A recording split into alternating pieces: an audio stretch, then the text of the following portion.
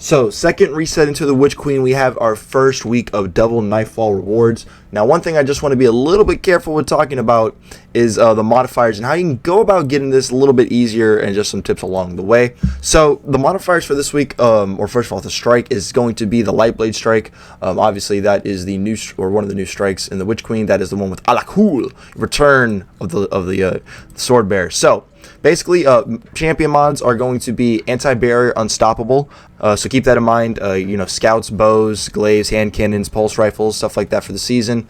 Don't be like me and accidentally switch over to a bow, but not the mod. I had that happen to me in my 1580. It was very, very painful. Okay, especially with all of the anti-barrier boomers that spawn in here.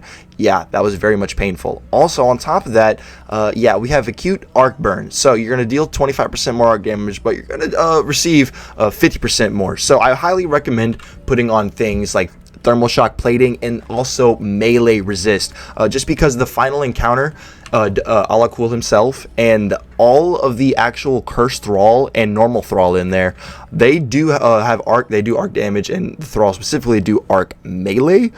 These guys also will be invisible, especially the cursed Thrall. So just be careful on the bottom level in the final boss room where you're actually fighting Cool. There will be invisible cursed Thrall that come out of the doors and can easily catch you off guard. Just be very minded of that. That's because of the modifier subtle foes. Certain foes are stealthy when at a distance. They become visible when near a guardian. But just be on the aware of that, dude, because they won't be on your radar. Also because, your radar is disabled due to the chaff modifier. Kind of painful. Also, you're going to be facing a lot of arc and solar shields. The wizards are probably the most annoying ones, just because they have a solar shield but do arc damage.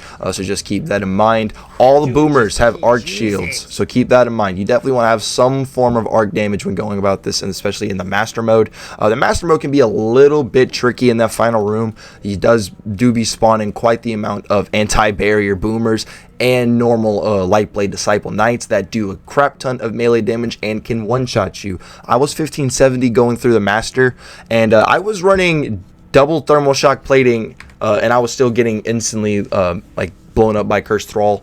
Just be very, very careful, dude. I highly recommend putting on some melee resist as well. With this being double rewards for the first time, a lot of people are definitely going to be in some need of Ascendant Shards.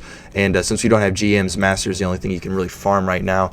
And this strike is kind of annoying in some instances, especially the final room can be very annoying. And something else that's kind of relatively important, Martyr. So Cursed Thralls will have extra health, and I believe that the little explosive arc moths, I believe that those also count as a martyr, so they don't so they also will take a little bit, like maybe an extra shot to blow up. Those things are very annoying leading up to the final boss room. Luckily there is none of the little blight moths inside of the final boss room, but there's a shit ton of them leading up to it, so just be very, very careful of those. Prioritize shooting those. And if you could get a hunter with invis is very, very good. Also, something I do want to spec that's very useful in here that I don't think a lot of people notice is this new artifact that we have, courtesy of talking to our Ikora. You're able to unlock some new fragments for your Void 3.0. And the thing that I'm talking about is the aspect Echo of Obscurity. Finishers are going to grant you invisibility. That could be very, very useful, especially if you are not on a hunter, especially like I'm on a warlock in this gameplay.